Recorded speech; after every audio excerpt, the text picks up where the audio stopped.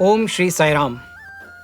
परम प्रिय भगवान बाबा के श्री चरणों में नमन करते हुए श्री सद्गुरु ज्ञान सप्ताह के चतुर्थ दिवस का आज का विषय है गुरु सेवा। गुरु सेवा शब्द जब हम सुनते हैं तो प्राय हमारे मानस पटल पर एक चित्र अंकित होता है। गुरु के चरणों की वंदना, गुरु के चरणों में पुष्प अर्पित करना, मंदिर में जाकर भजन करना या आश्रम में सेवा करना। यदि ये सब बाह्य क्रियाएं ही गुरु सेवा का असली तात्पर्य होती तो श्री सद्गुरु हमारे जीवन में रूपांतरण करने के लिए क्यों आते। स्वामी कहते हैं गुरु सेवा का असली अर्थ क्या है। गुरु सेवा और सद्गुरु यानी कि गुणातीत रूपातीत। गुणातीत और रूपातीत केवल भगवान होते हैं और भगवान हम सब के हृदयों में विद्यमान है। वो तो अणु अणु में, कण कण में, क्षण क्षण में विद्यमान है। इसलिए स्वामी कहते हैं hands in society, head in forest, अर्थात हाथ सेवा में लगे हों और मन ईश्वर पर पूर्णतः केंद्रित हो। यही गुरु की सच्ची सेवा है। कितना सहज और सरल शब्दों में भगवान ने इसकी व्याख्या करी। स्वामी कहते हैं कि मानव सेवा ही माधव सेवा है और वह मानव सेवा माधव सेवा में कब परिवर्तित होती है, जब हम प्रत्येक व्यक्ति के मन में, उसके हृदय में ईश्वर के दर्शन करते हैं। स्वामी द्वारा चलाए जा रहे सुपर स्पेशलिटी हॉस्पिटल, जहां पर जटिल से जटिल हृदय रोग और अनेक बीमारियों का इलाज निःशुल्क होता है। एक बार एक बड़े चिकित्सक ने स्वामी से पूछा कि स्वामी, यह सब कैसे संभव है।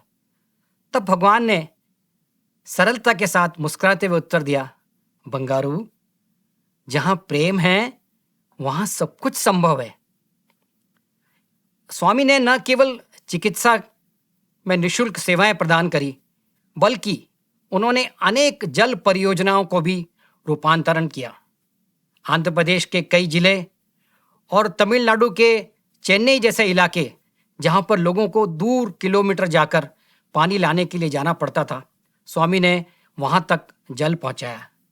यही नहीं है, स्वामी ने जो विद्यालय और विश्वविद्यालयों की स्थापना करी, वहां उद्देश्य केवल शिक्षा तक सीमित नहीं था। चरित्र निर्माण उसके पीछे एक बहुत बड़ा उद्देश्य था। स्वामी अपने विद्यार्थियों से कहा करते थे कि जब ग्रीष्मावकाश में अपने घर जाओ तो वहां चिकित्सा शिविरों में भाग लो, नारायण सेवा करो और जिस भी रूप में दरिद्र नारायण की सेवा कर सकते हो, ऐसे अवसरों का लाभ उठाओ। तो कहने का तात्पर्य यह है कि ये जो बाहरी सेवा है, क्या यही सेवा का सब कुछ वास्तविक स्वरूप है? स्वामी कहते हैं नहीं, इसका वास्तविक स्वरूप है आंतरिक रूपांतरण। मुझे तुम्हारा हृदय चाहिए। आज के इस इंटरनेट की दुनिया में हम सभी केवल इंटरनेट पर ही गूगल करते हैं, लेकिन भगवान तो भाव देखते हैं, बाह्य नहीं। अर्थात हमें हमारे मन का रूपांतरण करना है, हमारे हृदय का रूपांतरण करना है। वह कैसे? जब निस्वार्थ भाव से सेवा करें, अपने अहंकार को कम करें और प्रत्येक व्यक्ति में ईश्वर की दर्शन करें और उस तरह से उनकी सेवा करें। एक बार एक भक्त ने स्वामी से कहा कि हे भगवान, मैं आपकी सेवा कैसे कर सकता हूं?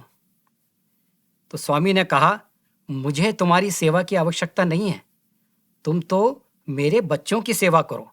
यहां बच्चों से स्वामी का तात्पर्य था उन व्यक्तियों की जो स्वयं कार्य नहीं कर सकते, उन्हें सेवा करने का अवसर जो भगवान आपको दे रहे हैं, उसका पूर्ण लाभ उठाएं। एक और भक्त ने स्वामी से जब बार बार कहा कि स्वामी, मैं आश्रम में सेवा करना चाहता हूं, तो स्वामी ने उनसे कहा, अपने वृद्ध माता पिता की सेवा करो। वह व्यक्ति अंततः भगवान की आज्ञा का पालन करते हुए अपने घर लौटा और वहां उन्होंने अपने वृद्ध माता पिता की सेवा करी। जब वो प्रशांति निलयम वापस लौटा तो स्वामी ने प्रसन्नता से उससे कहा, अब तुमने मेरी वास्तविक सेवा करी है। यानी कि भगवान की आज्ञा का पालन करना भी गुरु सेवा का एक प्रमुख अंश है। एक छोटा सा उदाहरण आपको देता हूं कि भगवान की आज्ञा का पालन हम कैसे कर सकते हैं। स्वामी कहते हैं, टाइम इज गॉड। एक बार हमारे जिले में नारायण सेवा के दौरान हमने प्राय एक समय फिक्स कर रखा था कि इस समय तक आटा, भोजन सामग्री, सब्जियां वगैरह लेंगे और उसके बाद भोजन तैयार करेंगे।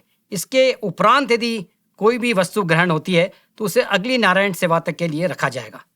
एक व्यक्ति आटा लेकर आया और बड़े प्रेम से बोलने लगा, साईं राम, कृपया मेरे इस आटे को भी आपके इस आटे में मिला दीजिए।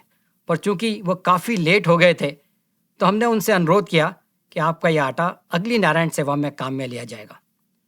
5 मिनट का भी समय नहीं गुजरा होगा और वो तुरंत लौटा और दौड़ते हुए हमारे पास आया, पसीना पसीना हो रहा था। अरे, मुझसे बहुत बड़ी गलती हो गई। हमने कहा, क्या हुआ? इसमें आटा नहीं, सफ़ेद सीमेंट थी। आप देखिए, जब हम टाइम इज गॉड को भगवान की आज्ञा का पालन करते हुए करते हैं तो वो सीमेंट जो कि उस 50-60 किलो आटे में मिलने से बच गई। ऐसे कई उदाहरण हैं जबकि भगवान हमको सेवा के दौरान हमारे भगवान की आज्ञा का पालन करना, उनके बताए गए मार्ग पर चलना, ये हमें भगवान सिखाते हैं और हमारा असली रूपांतरण, हमारा हृदय परिवर्तन करते हैं। क्योंकि केवल ये बाह्य क्रियाओं के साथ साथ यदि हम सेवा करने के उपरांत यदि हमारा अहंकार कम नहीं होता, हमारा क्रोध कम नहीं होता और हम लोभ में फंस जाते हैं, हम हमारी पॉपुलैरिटी में फंस जाते हैं, तो वो सच्चे अर्थों में सेवा नहीं है। स्वामी कहते हैं, कई लोग सेवा करते हैं, वो सोशल सेवा नहीं है, वो शो सेवा है, वो दिखावे की सेवा है। इसीलिए भगवान ने श्री सत्य साई सेवा संगठन की जब रचना करी तो उसमें सेवा को भगवान ने सर्वोच्च साधना का रूप बताया। क्यों? क्योंकि हम निस्वार्थ भावना के साथ उसमें सेवा करते हैं और जिसकी हम सेवा कर रहे हैं उसको हम अपने से अलग ना समझें, सेवा को हम अधिकार ना समझें, बल्कि भगवान द्वारा दिया गया एक अवसर समझें। क्यों? क्योंकि भगवान तो सब में विद्यमान है और उन्हीं भगवान की पूजा यदि हम दूसरों के शरीर में भगवान मानकर पूजा करते हैं तो वो सच्चे अर्थों में हमारे गुरु की सेवा होगी। तो इस तरह से गुरु सेवा में भगवान ने कई सारी बातें हमें बताई है जिसका हमारे को जीवन पर्यंत ध्यान रखना है। आज हम भगवान से ये प्रार्थना करें कि हे स्वामी, हम आपके द्वारा बताए गए मार्ग पर चल सकें।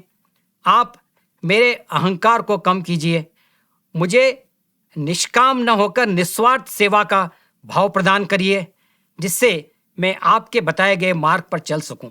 यहाँ एक और महत्वपूर्ण बात है। स्वामी ने एक बार अपने विद्यार्थियों से पूछा, क्या तुम मुझे पसंद करते हो या मुझसे प्रेम करते हो?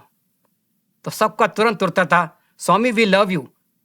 भगवान, हम आपसे प्रेम करते हैं। स्वामी ने कहा, नहीं, जिससे तुम प्रेम करते हो उसके बताए गए मार्ग पर चलना आवश्यक है।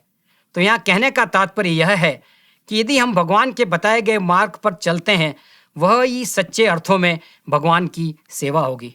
आज गुरु पूर्णिमा के इस पावन अवसर पर आइए हम सब मिलकर ये संकल्प करें कि हम भगवान के द्वारा बताए गए मार्ग पर चलकर हम उन लोगों की सेवा करेंगे जिन्हें वाकई में सेवा की आवश्यकता है, बिना किसी पुरस्कार के, बिना किसी फल की चिंता किए हुए।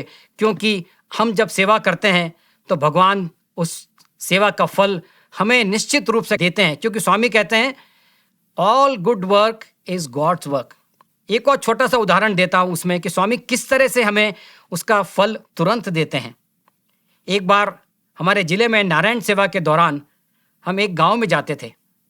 वहाँ की सेवा हम संडे के दिन स्कूल में, उसके प्रांगण में कुछ लोगों को नारायण सेवा के रूप में हम सेवा प्रदान करते थे। और उसके एक दिन पूर्व उस स्कूल के प्रिंसिपल को फ़ोन करके और उसके मेन गेट की चाबी हमारे पास पहुंच जाती थी। कई बार वो भी हमारे साथ चलती थी, लेकिन उस दिन शायद हम भूल गए और हमने उन्हें फ़ोन नहीं किया। और उस गांव में चूंकि वो पहाड़ के पीछे की तरफ था तो वहाँ इंटरनेट उपलब्ध नहीं था। जब हम गांव पहुँचे तो देखा स्कूल का मुख्य दरवाज़ा लॉक था। अब इंटरनेट की भी सुविधा नहीं है, ये चाबी कहाँ से आएगी? अकस्मात मेरा हाथ मेरे पैंट की जेब में गया और मोबाइल मैंने बाहर निकाला। मैं क्या देखता हूँ, मोबाइल में पूर्ण इंटरनेट था और मैं उन मैडम को फ़ोन कर रहा था कि आप कृपया दरवाजे की चाबी भिजवा दीजिए। मेरा ये सेंटेंस भी पूरा नहीं हुआ होगा कि सामने से एक छोटा बालक दौड़ता हुआ आया और उस ताले की चाबी लेकर आया। आप देखिए इंटरनेट के माध्यम से भगवान ने कैसे हमारे इंटरनेट जोड़े और हमें उस दिन वो सेवा करने का अवसर प्रदान किया।